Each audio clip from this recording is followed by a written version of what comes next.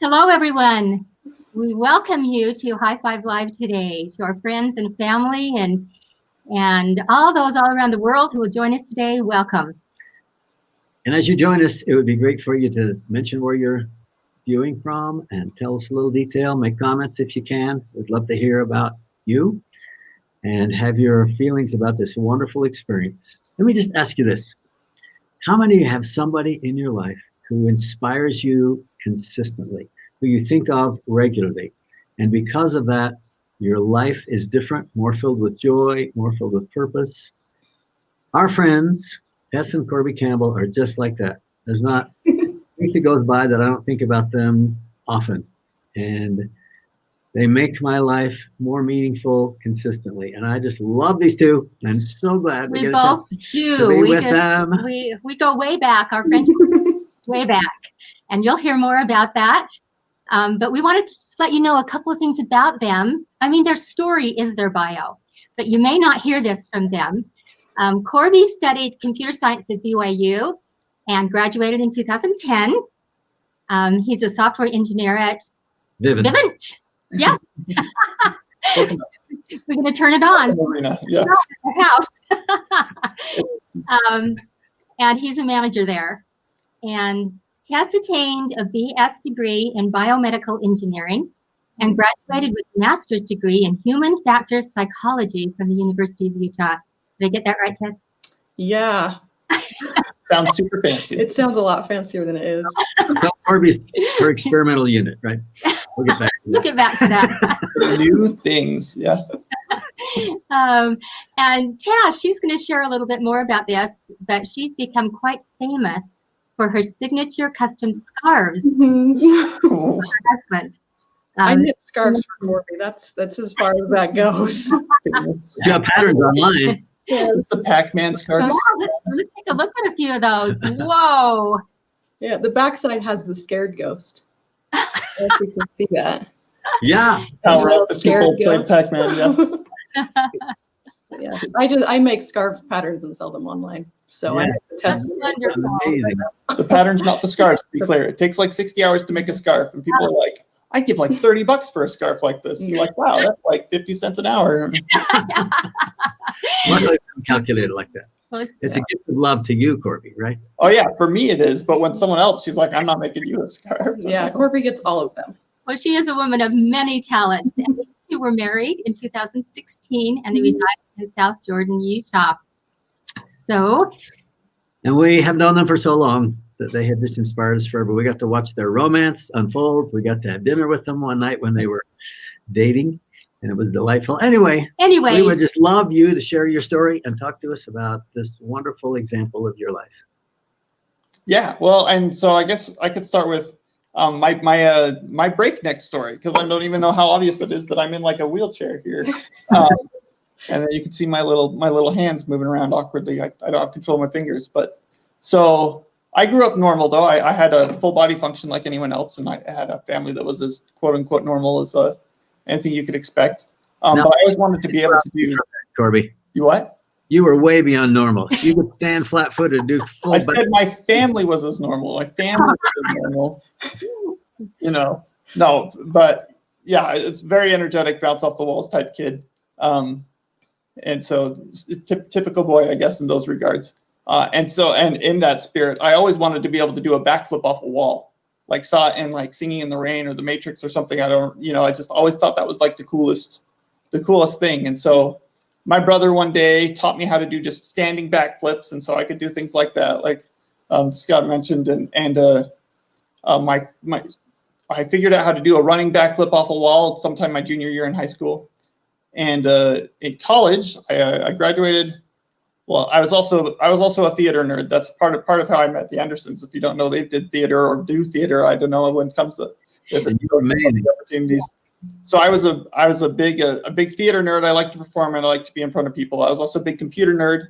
I like to be alone by myself in a room. So it's basically the same thing, theater nerds, computer nerds. But I decided that going into theater, post college, you've got to like eventually kiss someone that's not your wife, and that sounds weird. So I was like, that's not the life for me. Let's go into the nerd thing in the career, right? And so it's going to college. on a computer science scholarship, but I could do these backflips off the wall, which just feel really cool, right? So one day I was just leaving college and getting ready to go to my job, and I just wanted to get some energy out. And so I went up to just a wall and dropped my backpack, and I went and did a backflip off the wall the first time just fine. And I must have got my feet wet or something, because it's when I went to do a second backflip that I slipped somehow and landed on my neck, damaging my spine. And it didn't hurt. I didn't cry. Some of those common questions. What did you think? I'm sure that I thought, oops. Just the oops. But I couldn't get up. I was kind of face down with my hands up by my face. And someone came though and said, "Hey, are you okay?" And I was like, "Well, I can't get up, but besides that, I'm fine." And they're like, "I'm gonna call an ambulance." I'm like, "That's probably a good idea." And so they called an ambulance, and they came over and got me to the hospital. Called my parents. Was able to. My dad was able to show up at the hospital and give me a priesthood blessing. But yeah, that's kind of how I broke my neck, and that was November 2004. Now, it's amazing to me that, from what I remember, you were telling jokes to the people in the ambulance on your way to the hospital. That's a fact. I distinctly remember being on the bed in the ambulance, making jokes to the EMTs and thinking, "Wait, why am I the one making jokes?" It's like, I don't know. I was blessed with definite peace and comfort from the very beginning. I felt like it was all going to be okay, whatever happened. And so yeah. And so now, there's some surgeries. We had a blessing. The ambulance, I think, picked up some screws from Home Depot. At least if you look at the X-rays, it looks like regular screws.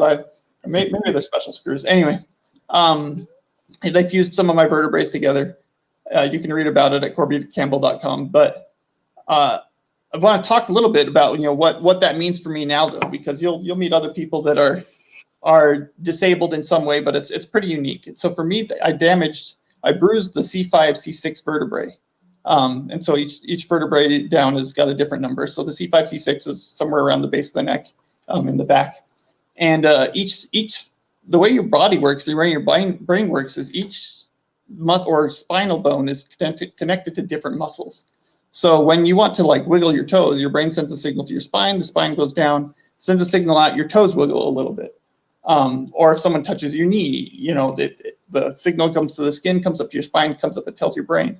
And so when I bruised my C5, C6 area, any signal that tries to get past that point gets stopped, it gets stuck, or any coming up from the bottom gets stuck. And so for me, what that basically means is that anything about below my armpits, I can't control any of those muscles. And then about half the muscles in my arms, I can bend my arm towards me with my bicep, but I can't straighten it back away from me. I have to just let gravity do it. These little, on camera, these are close confines to do wheelchair things, but I have to kind of flip my arm out and let the gravity do it and not hurt my beautiful very much. And so, so basically I've got no muscles below my armpits, and then about half the muscles in my arms and none of my fingers. And so I've had to, discover interesting ways to do things. But it's been a fun adventure. Mm-hmm.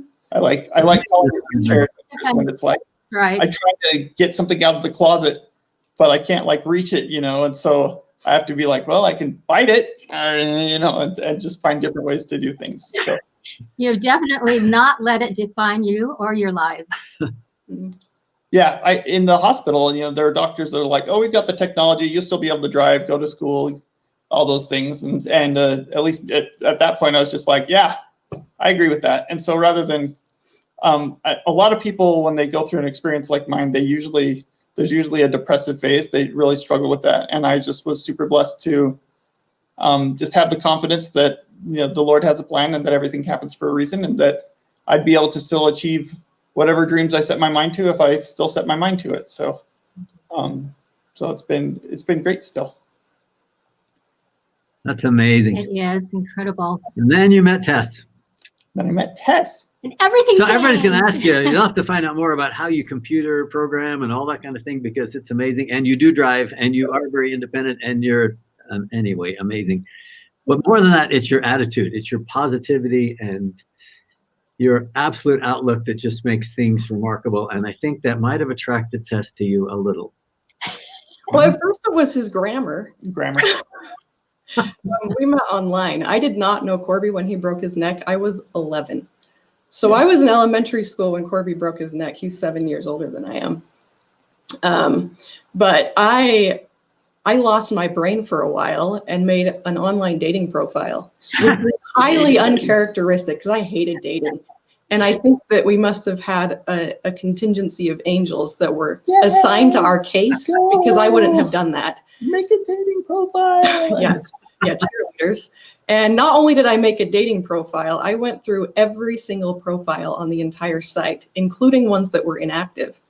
And that's how I found Corby's post. And he used words that were capitalized and spelled correctly, and they were funny. And I was like, this guy is grammatically attractive. And then I lost my brain for longer and started stalking him. I found his Facebook page and his blog and his website and read the whole thing. And I could not stop thinking about this guy in a wheelchair. And so finally I gave in. I was like, fine, I emailed him. And I said, this is going to be really weird, but I really like your writing voice. And thanks for posting this music on this website. I've been listening to it. It's really great. So I emailed him. Yeah, which is the most forward thing she's ever done in her entire life. You know, some of you identify as an introvert. That test would be that. So the fact she reached out to me first was just crazy, mind-blowing. But yeah, so he emailed me back and we texted for a whole week. And we went out that Friday and it happened to be Valentine's Day. So our first date was on Valentine's Day. Oh, yeah, that's romantic. And it was magical, right? We went to dinner. We played some board games with his family. And then I played the piano while he sang. So I wrote some songs. So it was like, it couldn't have been scripted better, right? It was great. I was really happy. And then we went on a second date like a week after that. And it was terrible. He couldn't get into my house. He came up to my house that time and my parents had stairs, so he couldn't get in my house. We couldn't do things that I would normally do on a date, like ice skating, and I started to freak out a little bit. And then Corby asked me to empty his pee bag for the first time. Also super romantic. Which really, it was more overwhelming than I had anticipated. And so I left that date going, I'm never going to go out with this guy again. Like, this is over. This is not going to work. I'd have none of it. Yeah, and then Corby, the angels moved over to Corby's party and started encouraging him because he texted me nonstop and called me every night for 6 months. And we went out almost every week. So we were dating, but we weren't dating. I wouldn't be his girlfriend. No hand-holding, no kissing. Nothing. No title. Just go on a date every week and talk every night. Nothing serious. Couldn't even change your status, right? Can't change your status. No. And that went on for a solid year and a half. And during that time, I was working through some things in my own life that wasn't Corby. I was seeing a therapist for some other stuff. I finally acknowledged that I was probably struggling with anxiety pretty bad. And I knew that I couldn't be what Corby deserved or needed in a companion. So I liked him a lot and wanted to be with him, but I kept telling him to date other girls. So I spent a year and a half dating him while telling him to date other people. And we weren't a couple. Somewhere in there. Came on family vacations, not my girlfriend. Yeah. It was very confusing and overwhelming. And I wasn't sure about the wheelchair. And it was a really long year and a half. And at some point in that process, Corby broke up with me for 6 weeks, even though we weren't dating, which is very funny. And the night that he told me, we need to figure this out, so don't contact me for 6 weeks, nothing. Don't call me, don't text me, don't write me. And that night I went inside and wrote like a 20-page letter to him, at the end of which I concluded that I loved him and that we should be together, but I couldn't mail it to him because he had told me not to contact him. So it was just really frustrating. And during that 6 weeks, we both learned a lot. We both came to some realizations and put some pieces together. Well, I wanted to be together. Yeah. So 2 months after that 6 weeks was up, we ended up being an official couple. And about 3 months after that, we started ring shopping. And now we're married. My favorite thing. That was not a shortened version at all. You were the cutest married couple ever. And you just bought a house and life We got this house 2 years ago. Yeah, and we've got some things, stories about that. I love to share some of our experiences about service, really, actually. Because I decided early on that I didn't want my wife to be my caregiver. I feel like that would be a huge drain on her. And so I found a support group of having people in the nearby volunteer to help me with things like getting in and out of bed, which is something I still can't do independently, or showering or bathroom needs.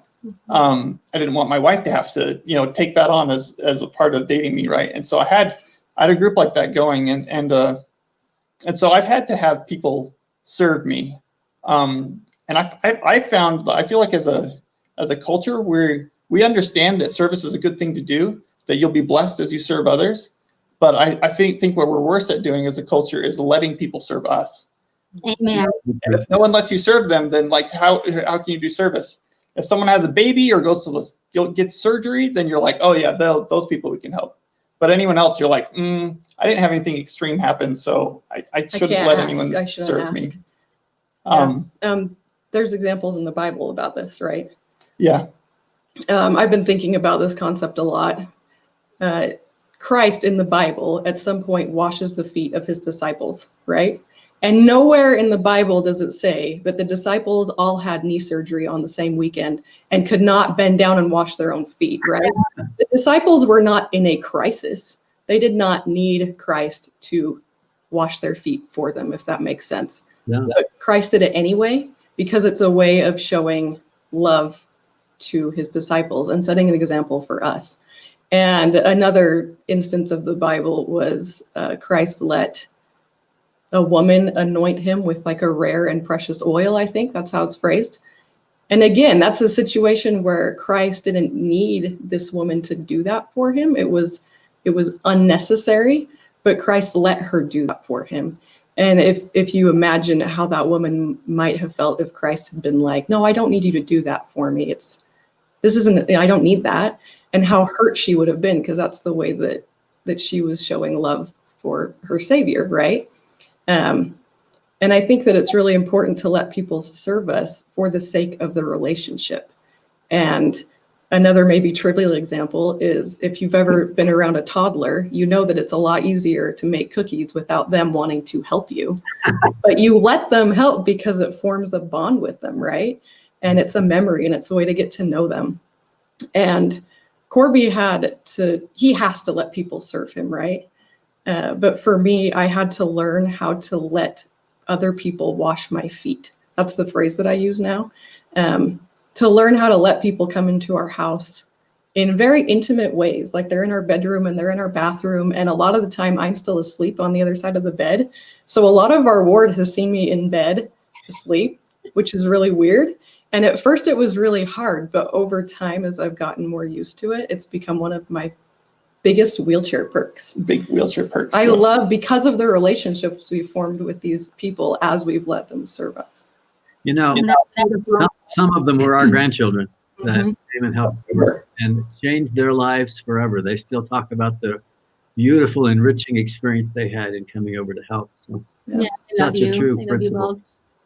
Yeah, I love it. And yeah, I was kind of, it's kind of they talk in the scriptures, you've been forced to be humble, and that's good that you're humble, but how much better would it be if you'd been humble on your own accord? I feel like I've kind of had that experience with service. It's like, it would have been better if you just recognized letting people serve you is better, but you were kind of forced to, but I've still been able to see the blessings. When we first moved into this house we got 2 years ago, we let the Elders Quorum president know in advance, and he sent out a sign up, and there were people ready in the immediate neighborhood. Usually we had to go outside of our neighborhood. There was people in the immediate neighborhood to take care of all of our needs from day one. Yeah, every morning and every night was filled the day we moved in. And we feel like we connected so quickly to our area because these people in our homes, and it's just it's a great experience. We love. It's beautiful. My big recommendation, for everyone, be recognize opportunities to let people serve you and just ask. Because everyone needs service. Yeah. Everyone just briefly, how you maintain such an amazing outlook and such a positive attitude. Both of you together, you're hilarious, if I can just say honestly. The humor is just absolutely and we know delightful. That helps get you through. Yeah, well, yeah, and making wheelchair jokes is definitely. I refer to myself as lame all the time. My favorite go-to thing is people when someone else says that's lame. I'm like, what's wrong with being lame? And they're like, things like that, or people are like, walk with me, and I'm like, I really can't. And they're like, roll with me then, and things. And so yeah, making wheelchair jokes is just a fun, but And it's your just wife, general. that too. Isn't she writing a book called My husband, My Husband is Lame? Heather's writing a book called My Husband is Lame. Yeah, it's the book that I would have wanted to read like a decade ago before I met Corby. Super fun. So it's going to be about how we met and all the stuff that we glossed over a few minutes ago and didn't talk about. But longer. But longer. And just some of the lessons that we've learned. And what, being in a wheelchair, in a relationship with someone in a wheelchair is really like, instead of just like the extreme Hollywood versions. Like most days are normal days. Our biggest problems in life are not wheelchair based. They're the regular problems that everyone else experiences, really. And I feel like if you take on your own life and challenges that way, like you'll find I feel like we were especially prepared for all the challenges that we encounter. And I think anyone in God's plan will find that they're specially tailored to whatever their circumstances they find themselves in. Yeah, if you ask people, would you trade your challenges? They'll usually be like, no, I'll keep the ones I have. Yeah. Because we were all prepared for what God knew we would encounter. One thing I've loved too is they told you would never sing again, but you and I have traveled together and you have that beautiful singing voice still there. And I still love to sing. yeah, it's amazing. And if you get on his website, you'll hear his beautiful voice singing, and it's remarkable. How do they find that again? It's at CorbyCampbell.com. Yeah.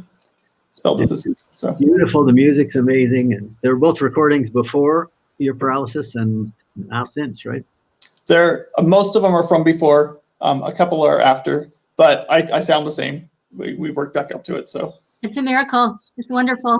which I'm super grateful for. I would have missed it a lot. And So- Chad, you are so talented in piano. To be able to accompany him is a real gift. It's something Yeah, I would like to shout out to my mom thank Making her her for take making me lessons, take piano lessons.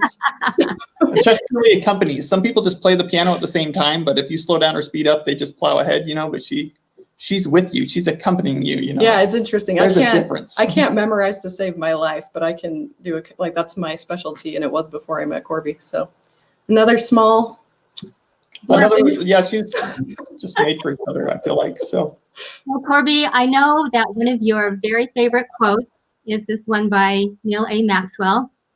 God does not begin by asking us about our ability, but only about our availability. And if we then prove our dependability, he will increase our capability. And that has certainly happened in your life. Thank you so much for sharing, you two. thank you. Any last thing you want to say to everyone before we sign off?